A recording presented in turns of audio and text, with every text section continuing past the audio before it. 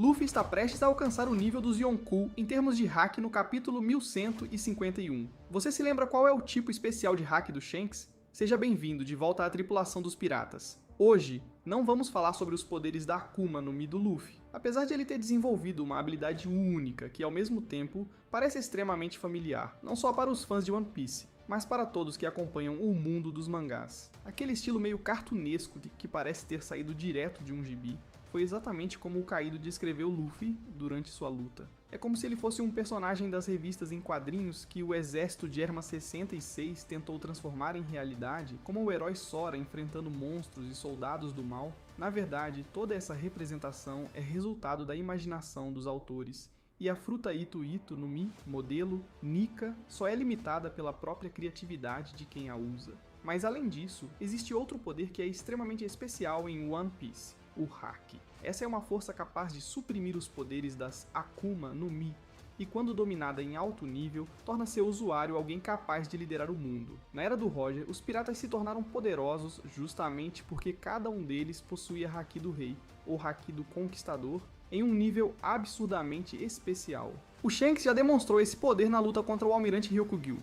Essa habilidade pode até mesmo neutralizar a regeneração suprema vinda de frutas do tipo Lodia, algo que, segundo revelações anteriores, exige que o usuário sacrifique parte da própria alma para conseguir. No capítulo 1151, vimos como Luffy evoluiu de forma absurda, principalmente em relação ao hack da observação. Ele foi o único que percebeu que quem havia caído do céu era o Chopper. Nem mesmo o Sanji, que tem um hack da observação altamente refinado, conseguiu notar isso. E não parou por aí. Luffy também consegue sentir a presença de qualquer ser vivo ao seu redor. Mas o mais incrível, e que quase ninguém percebeu, é a sua capacidade de se comunicar com a voz de todas as coisas. Sim, Luffy está prestes a despertar esse dom raro, assim como o Momonosuke usou com o Zunisha. Mas então, como funciona esse novo poder do Luffy? Vamos explorar isso a fundo agora mesmo. Antes de começar, comenta aí de qual canto do mundo tu tá assistindo. Vai que no meio desse mar de comentários, aparece o teu par otaku perfeito. Imagina só, vocês se conhecendo por causa de One Piece, romântico e insano ao mesmo tempo. Agora que você já preparou seu café ou chá, bora entrar de cabeça no novo poder do Luffy.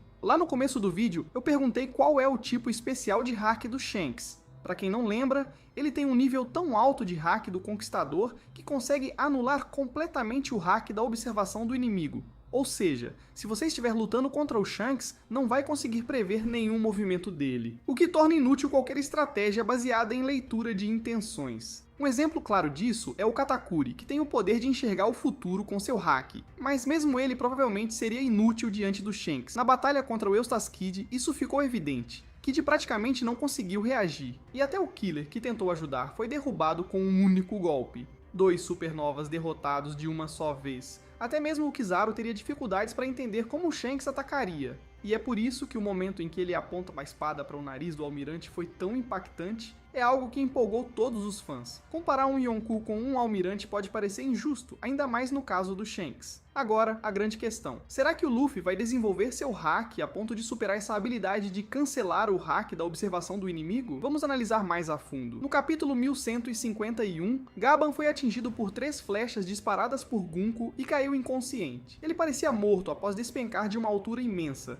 mas felizmente foi salvo pelo Chopper. O médico ativou todo o seu conhecimento, provavelmente com os remédios que tinha preparado do outro lado da montanha. Luffy logo percebeu e gritou: "Chopper caiu lá embaixo!" Curiosamente, nenhum dos outros, nem o Zoro nem o Sanji, percebeu isso. Mas havia uma outra pessoa que também possui um nível de hack comparável ao do Luffy: o Príncipe Loki. E ainda disse que havia mais uma pessoa com sinais vitais fracos. Isso mostra que tanto Luffy quanto Loki possuem um hack da observação superior ao de Zoro e Sanji, que não perceberam nada. Além de detectar a queda do Chopper, Luffy também entendeu a gravidade dos ferimentos de Gaban, que estava à beira da morte. Esse nível de percepção lembra o hack do Fujitora, que, mesmo cego, consegue sentir tudo ao redor pela vibração e som das pessoas. A diferença é que Loki, apesar de cego, consegue perceber até a aparência das pessoas, como quando reconheceu o rosto do Shamrock, que se parece com o Shanks. Então, provavelmente ele não é totalmente cego. Loki consegue escanear uma área muito ampla com seu hack. Ele até rugiu por chamar a atenção do Luffy, quando o antigo castelo dos Piratas Rocks estava prestes a chegar.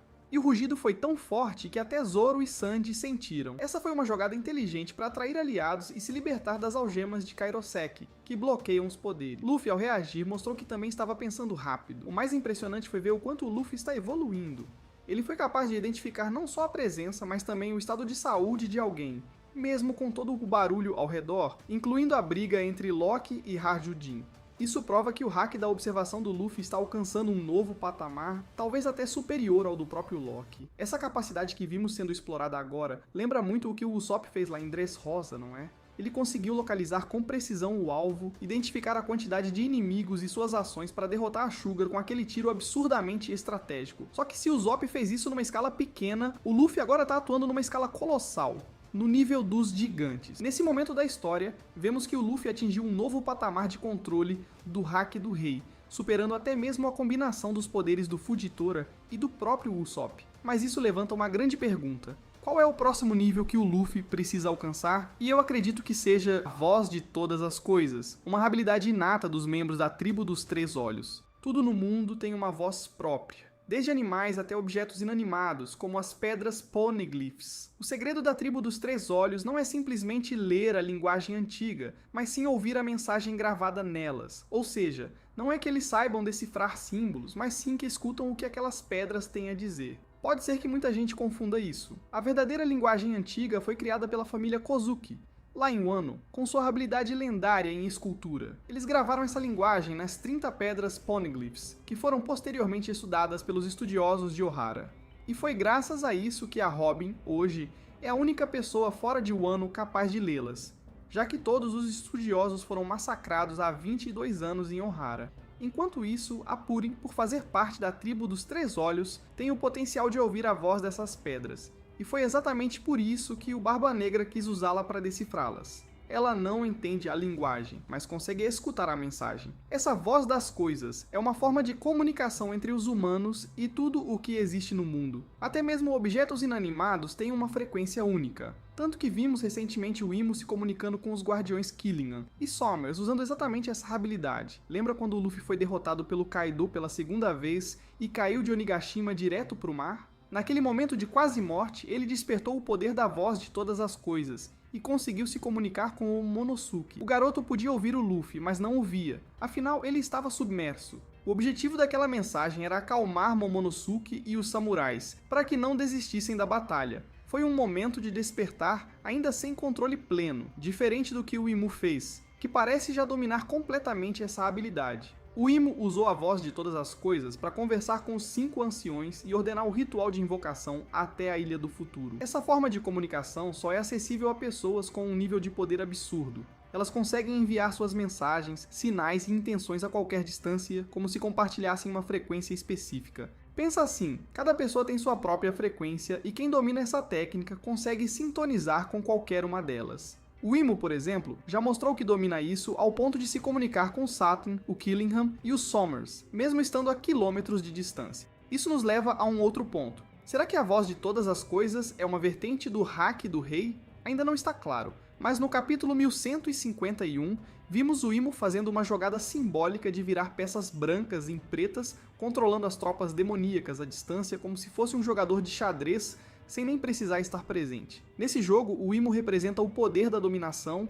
enquanto o Luffy é o som da libertação, a batida que acorda o potencial escondido nos outros, e isso está diretamente ligado ao poder da sua Akuma no Mi, que será assunto para um próximo vídeo. O que importa aqui é que o Oda está elevando o Luffy a um novo patamar de poder, com um hack do rei eletrizante que deixa o de Fujitora e o Usopp no chinelo, e até supera o de Doflamingo. Ele já se aproxima do nível dos 2 Haoshoku Hack de Shanks, com um bônus. Começou a ativar a voz de todas as coisas. Luffy agora pode se comunicar com qualquer um, mesmo de longe, como já fez com o Momonosuke em Wano, e como o Imo fez com seu subordinado. A próxima batalha vai ter muito mais coisa épica vindo aí, especialmente envolvendo os segredos da Akuma no Mi do Luffy e do Imo. Então fica ligado porque isso tá só começando. E antes de zarpar, meu salve especial vai pra vocês, tripulação fiel de One Piece que tá sempre nos comentários soltando teoria braba. Sério, vocês são insanos. Tem tanta teoria boa que daria até pra fazer um vídeo só com isso. Queria agradecer a cada um que comentou no último vídeo, mas não vai dar pra falar nome por nome, porque graças a Deus tem muita gente comentando